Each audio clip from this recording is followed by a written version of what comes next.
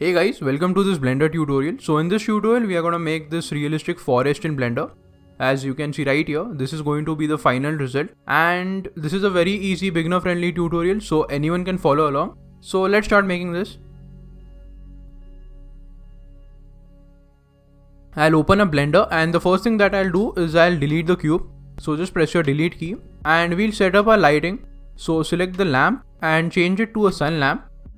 Now you can reduce the strength to 3 or maybe 2, now this is completely up to you.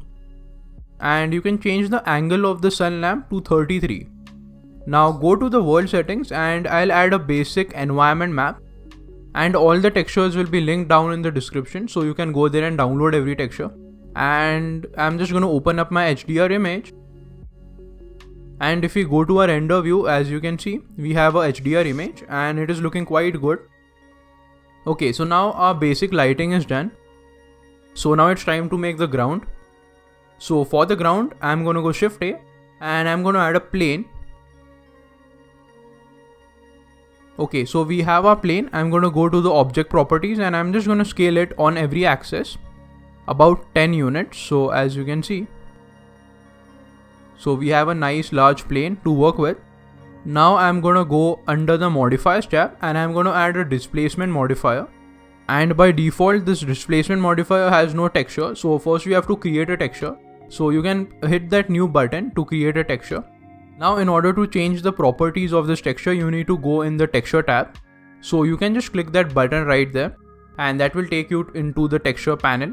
So we have our texture panel right here. As you can see, there are a lot of presets to choose from. For this tutorial, I'm going to select the clouds preset and nothing will happen, and that is because your mesh is not subdivided.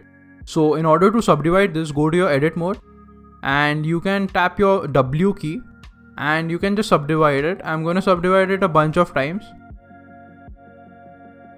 Now in addition to this, you can also give it a subdivision surface. And as you can see, the moment you go in your object mode, you can see the displacement. And if you go into the texture tab, you can control the size of this texture. As you can see, it is updating in real time. And under the colors, you can change the brightness, contrast and the saturation. So I'll just reduce the contrast a bit. Contrast basically controls the height of our landscape displacement. So now we have our landscape done. Now it's time for some materials. I'm going to go in my shader tab. And in this tab, you make all your materials. So just select the plane and add a new material. You can rename this material to whatever you like.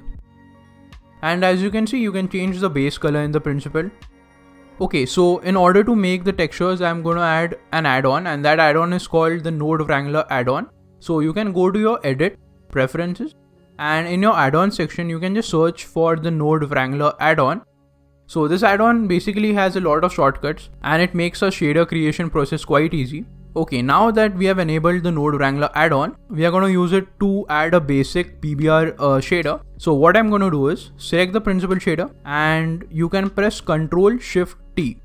And by doing that, as you can see, a window pops up and in that window you can select all your textures. This shortcut will essentially generate a PBR shader for you. So you just have to select the textures in the correct order. So I'm going to control and click the color map, then the roughness map, the height map and the normal map. For this to work, the order needs to be same and you can press that principled shader button. And as you can see, the Node Wrangler add-on has generated the PBR shader. So that is quite good.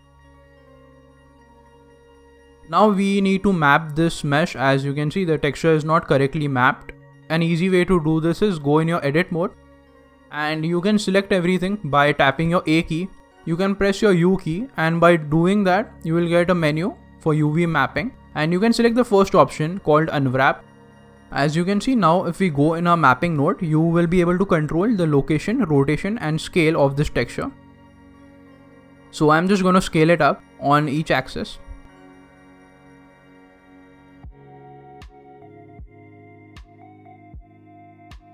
Now I'm going to go under the particle systems and add a new particle system. It's time to add some trees. So I'm going to add trees using this particle system.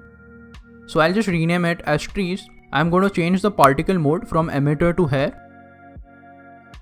Also enable the advanced settings for the particle system, and you will get a new option for rotation. Enable that too. We don't want our trees to be oriented in a bad way. So in the rotation panel, in the orientation axis, you can change it to global Z, and that will make sure that our trees are aligned correctly. And you can also give it some randomization. As you can see, at the moment we have a lot of trees and we don't require that many trees, so I'm going to reduce the number. I found that 200 was a good number. So we are done with the particle system of the trees.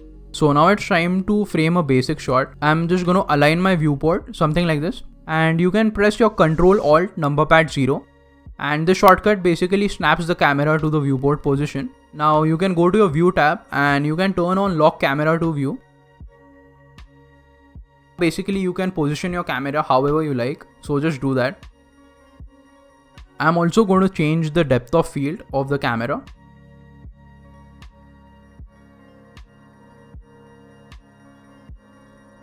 Okay, now it's time to add the tree itself. So under the particle systems, under the render, change it to object, and in the instance object now we'll have to select the mesh. Okay, now you can download this project file for free on my Patreon.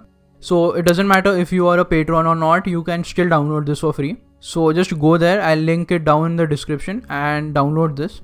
After downloading the blend file, you can go to your file and you can select the append option.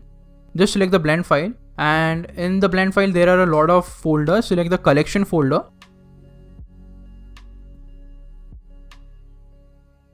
and make sure that the active collection tick mark is off, and just append them. And the good thing is that we have imported the whole collection, so we can turn it off and on. Okay, so again I'm going to go in my particle system and we are going to select the tree object, and we have some trees. Now they are oriented in a very weird way. To fix that, I'm going to enable the object rotation. I'm going to increase the scale and give it some scale randomness. Okay, now this looks good to me, so I'm just going to leave it like that. We are not going to render this in Eevee, we are going to use cycles. So I'm going to go in my render tab and change it to cycles. And as you can see, you get a much realistic look in cycles. It's time to add the grass. So we'll do it in a similar fashion as we added our trees. So we'll add a new particle system and rename it to grass. I'm going to change the particle type to hair. And 1000 is a good number for our grass. I'll enable the advanced options and give it some randomized rotation. In the render tab under the particle systems, I'm going to change it to object. And now under the object panel, you can select the grass.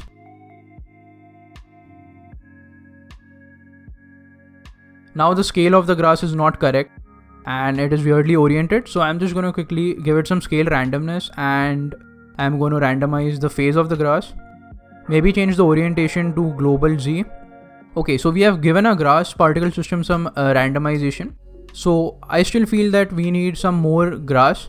So I'm going to go under the children tab and I'm going to give it an interpolated children and just change it to a value of 2. So as you can see, you get some more grass in the scene. Now at this point, our scene is looking good. So now if you want, you can go and render this. But I like to add a volumetric fog to all my landscape scenes. So I'm just going to quickly add a volumetric fog. Shift A, I'm going to add a cube. Now I'm just going to scale the cube up. Basically everything should fit in this cube because we are going to fill this cube with some volumetric fog. So just make sure that everything is in this cube.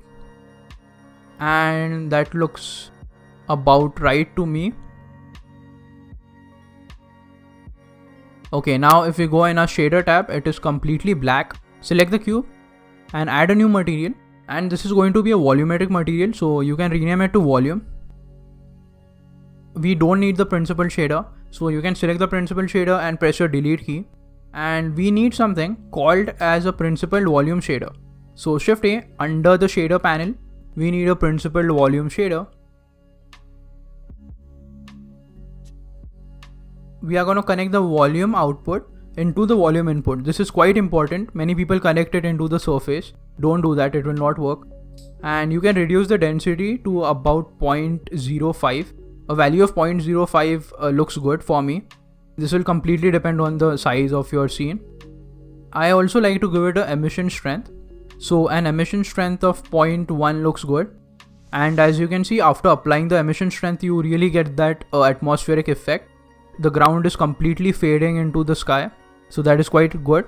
You can also change the emission color to whatever you like.